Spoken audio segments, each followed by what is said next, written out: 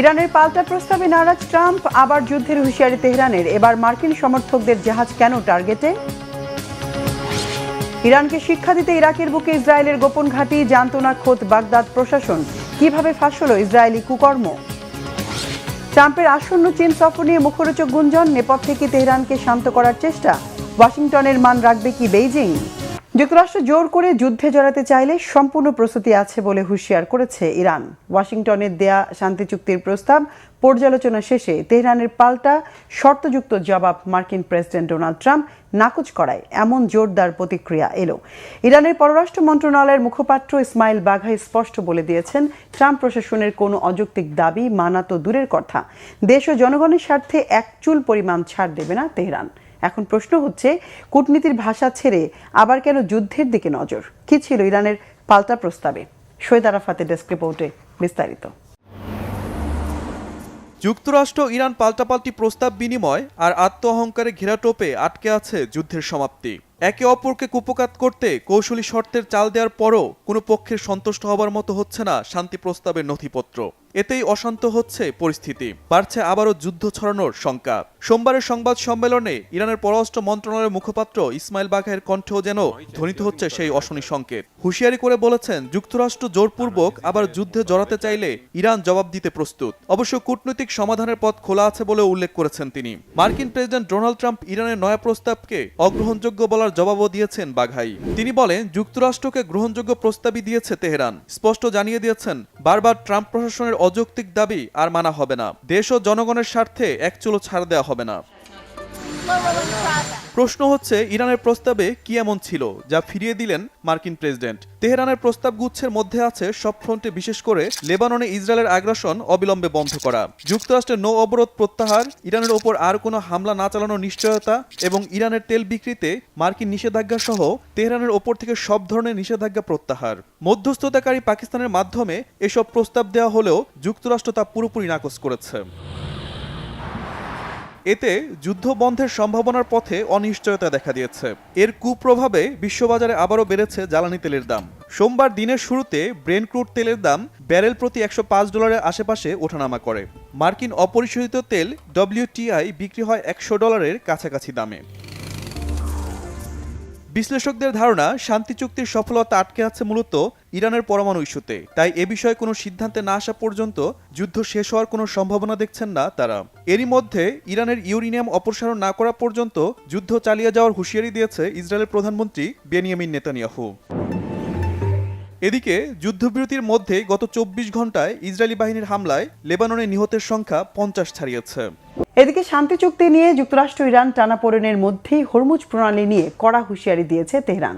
বলা হয়েছে, ইরানে আরোপিত মার্কিন নিষেধাজ্ঞা যেসব দেশ মেনে চলবে সেসব দেশের জাহাজ হরমুজ পার হতে গেলে সমস্যায় পড়বে। এই হুমকির আগুনে পূর্বে যুক্তরাষ্ট্রের সাথে সুসম্পর্ক থাকা রাষ্ট্রগুলো। ইরানের সেনাবাহিনীর এমন হুঁশিয়ারি কি হরমুজে অস্ত্রের ঝনঝনানি বাড়ার ইঙ্গিত? ইরানকে সম্পূর্ণ কোণঠাসা করার মার্কিন মহাপরিকল্পনা কি তাহলে ব্যর্থ হবার পথে? বিস্তারিত মীর ফজলে রাব্বির ডেস্ক রিপোর্টে। এখন থেকে যুক্তরাষ্ট্রের প্রশ্রয়ে থাকা দেশগুলোকেও কাঁপতে হবে ইরানের আতঙ্কে। তেহরানের হুঁশিয়ারি এবার শুধু ওয়াশিংটনের জন্য নয়, বরং যারা যুক্তরাষ্ট্রের হাত ধরেছে তাদের জন্য। যুক্তরাষ্ট্রের পক্ষ নেওয়া দেশগুলোকে কড়া বার্তা দিয়ে ইরান বুঝিয়ে দিল, আগুন নিয়ে খেললে সেই তাপে পুড়তে হবে মিত্রদেরও।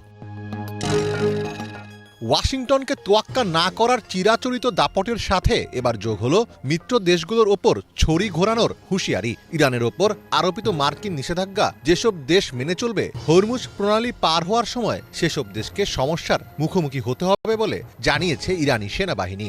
10 মে ইরানের রাষ্ট্রীয় বার্তা সংস্থা ইরনাকে দেওয়া এক সাক্ষাৎকারে এই হুঁশিয়ারি দেন দেশটির সেনা কর্মকর্তা মোহাম্মদ আকরামিনিয়া।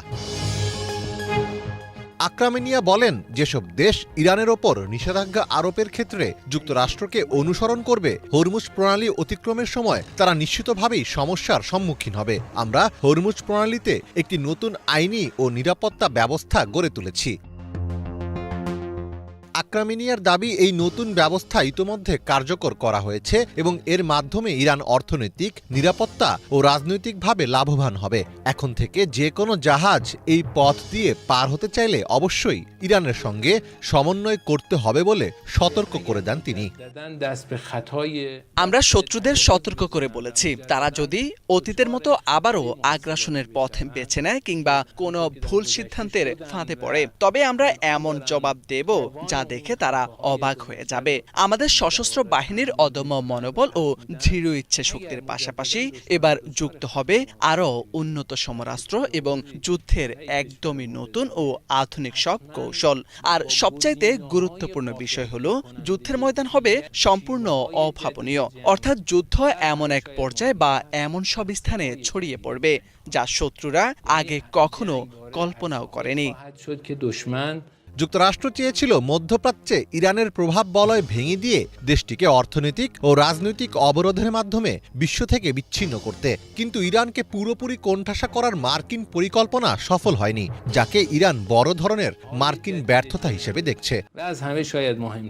শত্রুরা তাদের আগে থেকেই ঠিক করা লক্ষ্যগুলোর একটিও অর্জন করতে পারেনি। এই যুদ্ধে তারা পরাজিত হয়েছে, কারণ আধুনিক যুদ্ধে কোন পক্ষ বিজয়ী আর কোন পক্ষ পরাজিত তা নির্ধারণ করা হয় লক্ষ্য অর্জনের সফলতার হারের উপর ভিত্তি করে।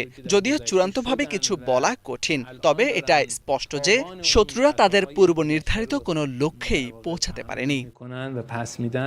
এদিকে ভঙ্গুর যুদ্ধবিরতির মাঝে মধ্যপ্রাচ্যের ৩ দেশে ড্রোন হামলা হয়েছে। এই হামলায় কাতারে একটি বাণিজ্যিক জাহাজে আগুন ধরে গেলেও কুয়েত এবং আমিরাতে তাৎক্ষণিকভাবে ক্ষয়ক্ষতির কোনো তথ্য জানা যায়নি। 10 মে সংবাদ মাধ্যম আল জাজিরার এক প্রতিবেদনে পৃথক এসব হামলার তথ্য জানানো হয়েছে। ইরান সম্প্রতি মার্কিন বাহিনীর ড্রোন ভূপাতিত করা বা মার্কিন ঘাঁটিতে সরাসরি মিসাইল হামলার মতো ঘটনা ঘটিয়েছে। যুক্তরাষ্ট্রের মতো পরাশক্তির বিরুদ্ধে এই ধরনের সরাসরি পাল্টা আঘাত করার সাহস দেখানোই ইরানের কাছে একটি বড় বিজয়। তাদের দাবি, যুক্তরাষ্ট্র চাইলেও আর আগের মতো একতরফা আক্রমণ চালিয়ে পার পাবে না। মধ্যপ্রাচ্যের ভূ রাজনীতিতে নতুন করে তোলপাড় ফেলে দিয়েছে মার্কিন এক গণমাধ্যমের বিস্ফোরক প্রতিবেদন, যেখানে দাবি করা হয়েছে ইরানের বিরুদ্ধে সামরিক তৎপরতা চালাতে ইরাকের পশ্চিম মরুভূমিতে গোপন সামরিক ঘাঁটি গড়ে তুলেছিল ইসরায়েল। বিস্ময়করভাবে ইরাক সরকারের অগোচরে সেই ঘাঁটি গড়ে ওঠে যুক্তরাষ্ট্রের মদদে। দীর্ঘদিন এটি গোপন থাকলেও শেষমেশ রহস্যের আড়াল থেকে প্রকাশ্যে এসেছে গুরুতর এই জালিয়াতি। কিভাবে কারা ফাঁস করলো ইসরায়েলের গোপন ঘাঁটির খবর? হিজল জোবাইরের ডেস্ক রিপোর্টে বিস্তারিত। ইরানের বিরুদ্ধে যুদ্ধে ইরাকের মাটিতে গোপনে একটি সামরিক ঘাঁটি স্থাপন করেছিল ইসরায়েল, এমনই বিস্ফোরক তথ্য প্রকাশ করেছে মার্কিন সংবাদ মাধ্যম দ্য ওয়াল স্ট্রিট জার্নাল। তাদের অনুসন্ধানী প্রতিবেদনে বলা হয়েছে, ইরানের সীমান্তের কাছাকাছি অবস্থান নিয়ে দ্রুত ও কার্যকর সামরিক তৎপরতা চালানোর কৌশল থেকেই ঘাঁটিটি তৈরি করা হয়। যুদ্ধ শুরুর ঠিক আগ মুহূর্তে ইরাকের পশ্চিমাঞ্চলের বিস্তীর্ণ ও জনবিরল মরুভূমি এলাকায় অত্যন্ত গোপনীয়তার সঙ্গে ওই স্থাপনাটি নির্মাণ করা হয়। প্রতিবেদনে আরও উল্লেখ করা হয়, গোপন এই ঘাঁটির পুরো কার্যক্রম এমনভাবে পরিচালিত হয়েছিল যাতে স্থানীয় প্রশাসন বা সাধারণ মানুষের দৃষ্টি এড়িয়ে যাওয়া সম্ভব হয়। ইরাক সরকার এর কিছুই জানত না, তবে যুক্তরাষ্ট্রের সংশ্লিষ্ট মহল বিষয়টি সম্পর্কে অবগত ছিল বলে প্রতিবেদনে উল্লেখ করা হয়েছে। ওয়াল স্ট্রিট জার্নাল জানায়, শত্রু ভূখণ্ডে কমান্ডো অভিযান চালাতে ইসরায়েলের প্রশিক্ষিত বিশেষ বাহিনীর সদস্যরা অবস্থান নিয়েছিল ওই গোপন ঘাঁটিতে। মোতায়েন ছিল অনুসন্ধান ও উদ্ধারকারী কয়েকটি দলও, যাতে ইরানের আকাশসীমায় কোনো ইসরায়েলি যুদ্ধবিমান ভূপাতিত হলে দ্রুত পাইলটদের উদ্ধার করা যায়। একই সঙ্গে ঘাঁটিটি ইসরায়েলি বিমান বাহিনীর একটি লজিস্টিক কেন্দ্র হিসেবেও ব্যবহার করা হয়। প্রতিবেদনে বলা হয়েছে, অত্যন্ত সুকৌশলে নির্মিত ওই ঘাঁটিটি দীর্ঘ সময় লোকচক্ষুর অন্তরালে ছিল। তবে মার্চ মাসের শুরুর দিকে ঘাঁটিটির গোপনীয়তা হুমকির মুখে পড়ে। স্থানীয় এক মেষপালক ওই এলাকায় হেলিকপ্টার সহ অস্বাভাবিক সামরিক তৎপরতা লক্ষ্য করেন। তিনি দেখতে পান নিচু দিয়ে হেলিকপ্টার উঠছে এবং নির্জন এলাকায় সন্দেহজনক কর্মকাণ্ড চলছে।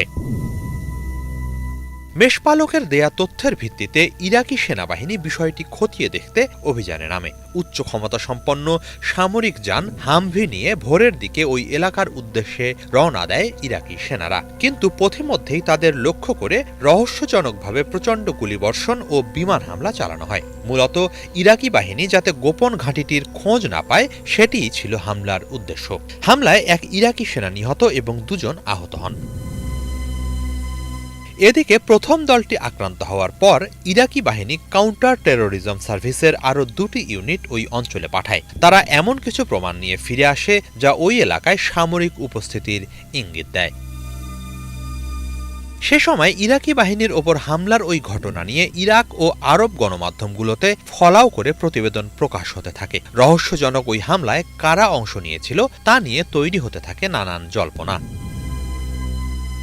ওই ঘটনার জেরে মার্চ মাসের শেষের দিকে জাতিসংঘে আনুষ্ঠানিক অভিযোগ দায়ের করে ইরাক। নিজেদের ভূখণ্ডে ইরাকি সেনাদের ওপর ওই হামলার জন্য প্রাথমিকভাবে যুক্তরাষ্ট্রকে দায়ী করা হয়। তবে ওয়াল স্ট্রিট জার্নালকে সংশ্লিষ্ট মার্কিন সূত্র নিশ্চিত করেছে ওই হামলায় মার্কিন বাহিনীর সম্পৃক্ততা ছিল না। হামলাটি চালায় ইসরায়েলি বাহিনী।